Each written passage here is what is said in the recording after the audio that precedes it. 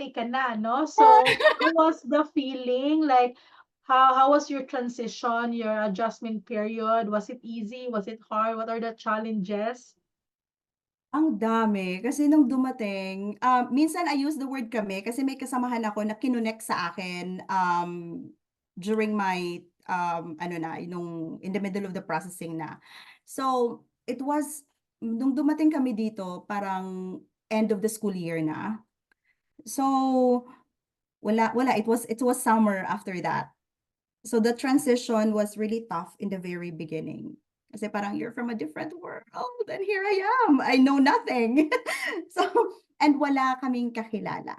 Kasi kami yung very first Filipino teachers. Wow. Parang God really guided you. It's a good thing na magkasama kaming dalawa. We flew Yeah. together.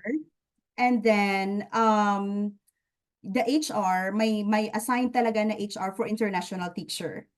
So, yung HR na yun yung nag-guide sa amin, siya nagda-drive, kumuha ng mga SS number, yung mga child registry and any other processes. Sila din yung kumuha ng ano ng apartment. Naghanap ng apartment but we paid for it.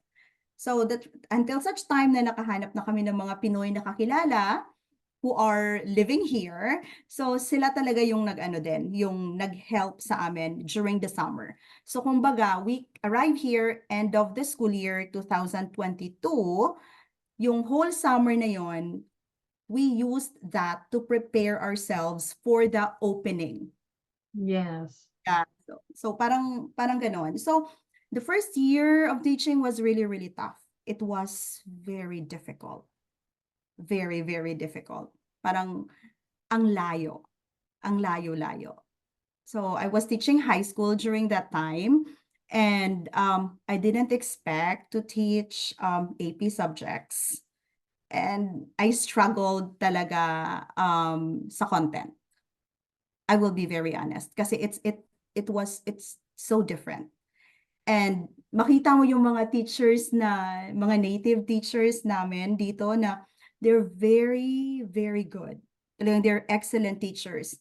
And at the same time, they are very, very supportive. I love Talaga, that. Yes. yes. If you need help, just let me know. And marami kaming support. Yun yung kagandahan sa school district namin kasi we have a lot of support system. I remember this during our interview. Ang sabi sa akin is, yung very last na, do you have anything to say before we end this interview? So my concluding statement was, I know that I'm gonna be new to the place. I'm from an entirely different culture. However, if you are going to give me a chance, I am very willing to learn. So yun talaga yung yung last ko na na statement. Sabi ng isang interviewer, because it was a panel interview, sabi niya, don't worry, when you're here, you will have a lot of support, and they are very, very true to their words. Talagang hindi nila ako pinabayaan. So there was a time na talagang nag-breakdown ako. I cannot speak in front of the class. I was just there at the back. Sa room ko kasi may cabinet kami for the chemicals. So doon ako. The class was about to start. I was still hiding in there crying.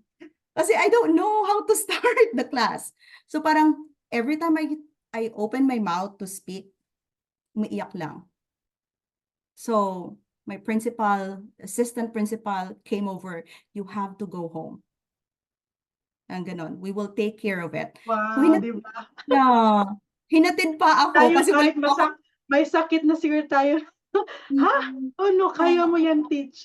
Ikaw pinauwi ka. Because Wala. mental health is really important for them. Yun talaga Yes. ang maganda sa US. Ano ba yan? Parang, yes, difficult because para siyang, but because of the pressure that you put into Mhm. yourself, not because of them ha, but because Yeah, of you. Because yeah, you think na you're not good enough, naunahan ka yeah. ng kaba mo, or Yeah. yung, yung mga lacking mo. Pero Mhm. I always Yeah, tell teacher na your first year will be the hardest. You might yeah. feel that you're parang wala kang alam. That was also Mhm. my feeling. Pero that is Oo. your learning year. And please be kind to yourself, okay? Yeah, yeah. Kalimutan mo yung pagka-excellent mo sa Pilipinas. This is your year to learn, like a sponge, adapt everything, learn from others. It's okay to humble down yourself and relearn and learn, through everything you've learned and then adapt because magsasmile ka na lang if you reflect that after 2 or 3 years mo, kaya ko Yeah. pala. Yes, actually, I agree talaga sa mga sinasabi mo because that's what they told me also. Talagang, yung sabi nila is you are more important than this one. Sabi niya, Wow. you go home, relax, relax. You need rest. Come back when you're ready. Come back stronger and refreshed. Yun lang talaga. Wala kang maririnig na parang Judge. condemn ka. Sorry for the word. I don't think wala akong maisip na bakit ganito, ganyan. Wala. They're very open-minded. Binayaran namin yung application mo. Bakit ka No, nag-iyak-iyak? no, wala. You'll never hear. Tapos may ano pa Grabe. yung admin ko pa talagang let us know talaga how we can help. They are very very supportive. You said kanina na tayo lang nagpe-pressure sa self natin. Actually, they told me that don't put too much pressure on yourself. You're doing a great job. Talagang ganun lang talaga yung maririnig mo. And he was never one of those teachers nga na nare-recognize talaga. But in the US, I was able to get an award, not to brag, but to inspire na nakikita talaga nila yung effort mo. Though silently working ka lang, just doing your best, pero nakikita nila yan, na-appreciate nila. They are very very observant. Talagang basta. So it was not easy, but because of the support system, you were able to, finish your first year strong. Now, how was your husband? Was he able to work, or how was his adjustment also as a independent of H1B? Because yun ang usual na tinatanong na, how's my husband? Is he gonna work too? No, that's the disadvantage of of H1B kasi yung mga H4 hindi talaga allowed to work. Like they cannot be given a job offer not unless they are also a bachelor's degree holder. Kasi if they are a bachelor's degree holder, let's say teacher din sila, then they can look for a job here in the US. They can find someone to petition them to transition that H4 to H1B. Correct. That is nice that you point that out. I have a teacher actually last year na yung husband lang niya yung naging H1B, siya na nagpa-dependent na lang siya kaysa mag-wait pa siya. But when they arrived, she immediately applies sa same school and pinrocess naman yung H1B niya. So possible yan So to those teachers na gustong mag H1B tapos they're worried baka hindi maka-work yung husband nila. As long as degree holder naman, for example, nursing graduate, pwede naman siyang mag-apply. Ang maganda sa H4, pwede mag-transition to H1B without any waiver at all. So walang problema compared to Yeah. J1 and J2 na kailangan talaga ng waiver. So an advantage because they don't need to process OEC. Okay ka na, hindi ka na kailangan mag-undergo of all those strenuous processes just to get your exit permit. That's true. All right, Miss Luella, this is our last topic na siguro, no, because you've shared so much information. It will not be overload, but it's so helpful for our hopefuls that are still applying right now. Thank you in advance. Now, let's talk about, because you just gave birth to your daughter. Pangalawa ko siya. So pumunta kami dito, my son was I think 10 years old. Oh, 9 or 10 years old. So I didn't expect to have another child. This was another challenge for us because nung end of my first year of teaching, I found out I was pregnant. So alam mo yung, my gosh, I'm still adjusting. I don't know the processes here kasi kaka-start pa lang. So the very first emotion talaga was I was very, very scared.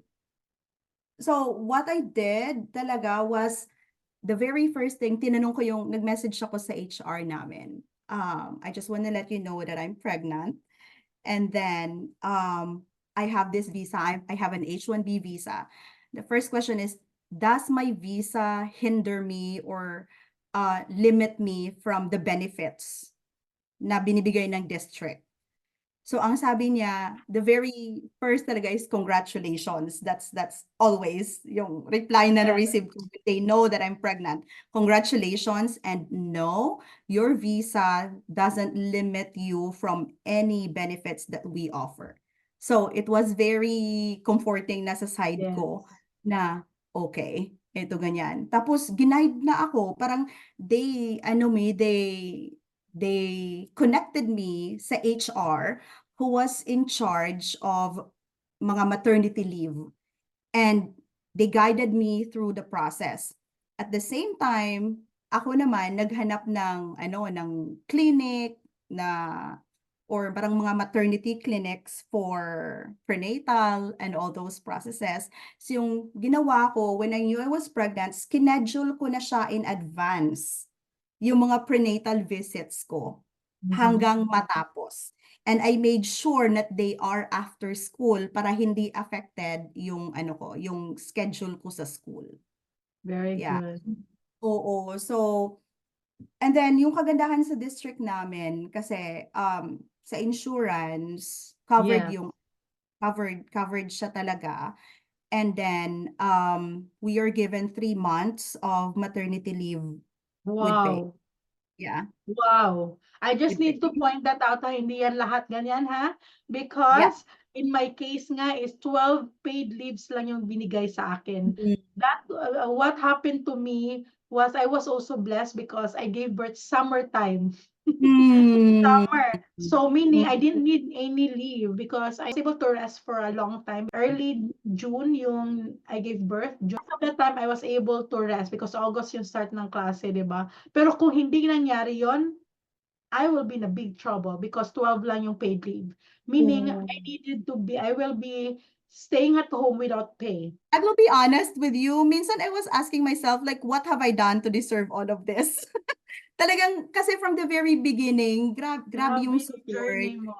And Yes. then, I know kasi yung sa iba, sabi mo nga, 12 days lang, yung iba, 6 weeks lang. Pwede mo siyang i-accumulate, like meaning, for example, second year mo na, so that's 24 days. Nabuntis ako 1 month after arrival sa US. So meaning, wala talaga akong na-save na days. Good thing it was summertime ako nanganak. Yeah, and I cannot imagine you on your first year of teaching, nag-a-adjust ka at Oh, the same time with you were all the pregnant. emotions, I tell you, I was Yeah, crying. Like, I really can yeah. relate. Good thing I was lucky at that time because I was handling kindergarten. I only have 12 students. And then yung mga Mm. parents ko super supportive, like it was not a hard year for me. But of course, meron pa ding mga problema kasi you're starting, pero it was not that hard. Good thing because again, 12 students, sanay tayo sa 30 students sa Pilipinas, then 12 lang yung sa akin at that time. Yeah, but it was not easy, especially your first year. I don't recommend. Parang I'm at the end of my first year, parang I was Yes, very very scared. How much more yes. sa'yo na as soon as Yeah. you started talagang, oh Then my gosh. lucky din ako noon sa insurance because covered din siya. Maganda yung insurance namin. In your Yeah, case, ang how ang much did you pay for your insurance? Anong monthly payment mo sa insurance mo I'm at that time? yung kasi sa case namin, nasa 60 to 70 per paycheck. Wow. Good. Oo. That's Honest, nice. That's I'm nice. very Yeah. I'm very very transparent. Parang Yeah. ganon siya. Yeah. Tapos with vision and dental, which is separate pero very very minimal lang talaga kasi malaki din yung counterpart ng employer sa vision and Yeah, dental for sure. namin. Yes. Yeah. Maganda. So, That's ayun, nice. tapos when I was in the hospital, talagang yung first concern ko, kasi pag nasa Pilipinas tayo nanganak, Yes. is we Down cannot go out payment. pag hindi na settle yung bill. Ito, Oh, ganyan. oh, I yes. was, I was, I gave birth through C-section. Tapos, I think 2 days after my operation, alam ko lalabas na ako during my third day kasi pag CS ka, you can stay for 3 days for free. So, sabi ko sa nurse na in charge sa akin was, where can I find na our bill? Tapos, she looked at me like parang nakakita siya ng multo talaga, literally, na parang, what? I Talking said, about, We don't know that. Oo. Yeah. So parang, no, we don't have that here. Tapos doon in-explain niya sa akin na, no, may sa-sign lang daw ako na paper and then I can go out and all that. So the same with my baby kasi yung baby ko naiwan pa siya sa hospital for observation kasi may gestational diabetes ako. When I looked at my portal, ang laki talaga ng mga bills namin. But thankfully, thanks God talaga na wala ni You singkong can duli, go wala home kaming without worrying about, how much do you need to pay. Kasi yun ang problema, di ba, sa Philippines na before ka makauwi, bayad-bayad muna, process muna. Your first baby was Mm, born in the Philippines and he knows mm, na halos wala siyang tulog. Linya sa mm, PhilHealth, linya doon, mm, para di ba, so bili ng medicine or whatever kasi para mm, makatipid. CS din mm. ako, twice akong CS. CS sa Philippines, CS sa US. Ang meal pa nila, Miss Luella, di ba, is a full meal. Like, you can choose. It's Yeah, like parang restaurant that you can yep, order. yeah. So parang, what's your drinks? What's your main? What's your appetizer? Ganito, ganyan. Parang hesitant kami mag-order kasi baka may additional payment. So sabi naman ng husband ko, hindi naman siguro masyadong malaki yan pag siningil nila tayo. So let's order. Tapos wala. Di I ba? mean, I'm So, relax yeah, lang si husband. yeah. Yes. Sabi ng nurse, sabi niya, "Oh my gosh, Shania, that's so sad kasi nagsasuffer ka pa sa pain mo, nag-iisip ka pa kung saan ka kukuha ng ibabayad." Sabi ko, "Yeah." Ko sa husband ko, "If sa Pilipinas hindi natin kaya 'to." Pero yun yung isa sa mga advantages of being here. You're given like the best healthcare without even thinking ng mga payments. And then private room ka pa with TV and all, Yeah. relax talaga. Yeah. Okay, so Miss Luella, so now you how was it? Like ako, I can still remember the day that we went back from the hospital. I mean, we went home after the hospital. Sa hospital, so para kang prinsesa doon. Like, ang daming nurse na mag-a-assist sa'yo. They can even Mhm. hold your kid. You can even sleep there. You are not, like, grabe sila, like, every True. hour. Basta maraming nurse na mag-a-assist sa'yo. Di ba? Di katulad sa atin na isang nurse, then 5 patient, or I don't know, 5 ba, or more than that, or 10 or Mm. 20. Doon is marami talagang nurse. That's what we notice. Ang daming Mm. support. Ang dami, grabe. Mm. Feeling VIP ka talaga pero pagdating sa bahay, kami na ng husband ko, Yeah. it was the worst, I would say. Not I miss being in the Philippines kasi in the Philippines when I gave birth before, yung mother-in-law ko nandun, yung mama ko, yung sister-in-law ko. Ang daming, daming support na sa'yo emotionally, physically, lahat. Like maraming support. Sa US din kasi, kayo lang, 'di ba? So it was really hard for in Yeah. my part. I was crying of independent talaga. Mati-test talaga yung pagiging independent mo. So how was it? Like in your case? Yeah, I actually agree with you. Sa Pilipinas, I have my mom, parang I have everyone. Dito, wala kang choice. Talagang you have to make it. You have to think na kayo lang talaga. Marami kaming mga friends, pero marami mga kakilala, they are actually very willing to help. But at the end of the day, kayo lang talaga ng husband mo. And I gave birth November, so about to be winter time. Talagang wala. Kami lang sa bahay. Yung makikita mo lang is you cannot go out para magpainit sa bata kasi nga malamig. Yung nakikita mo lang is the four corners of your room. So, talagang you have to find a way na i-entertain mo yung self mo para hindi ka lamunin ng depression. That is true. Yeah, that's 'Cause the reality also. yun yung kalaban talaga.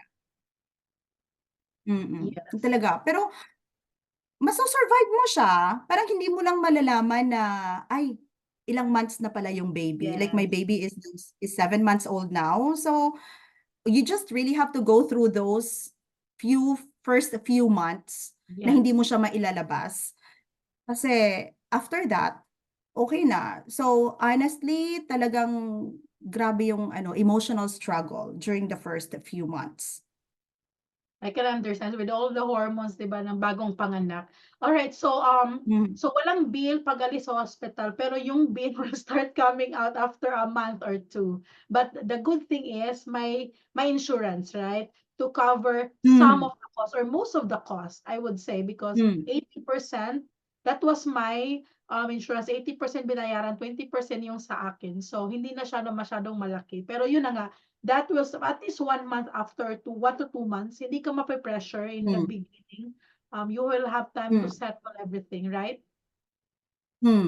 Yeah, actually true. Um, Pagkatapos, sometimes, like sa case ko, may nakita akong bill sa portal ko, which is very, very big. Um, Tapos hindi siya kinover ng insurance. So, yung ginawa ko, I really called the insurance. Sabi ko, why is it na hindi ito na-cover? It was not my fault. It was the hospital's fault kasi hindi nila na-submit agad-agad.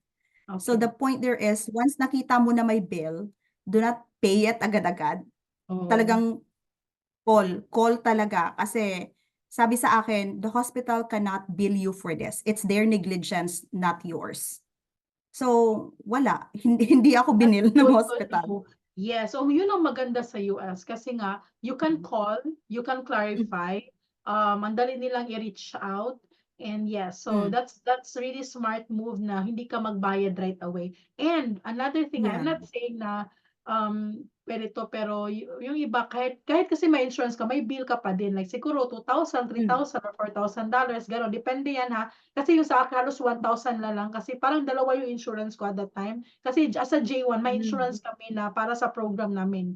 So from the school Mm. insurance na minus na yon 20%, meron pa akong 80-20 Mm. na naman sa second insurance ko. So to the point, Mm. halos $1,000 na lang yung bill ko.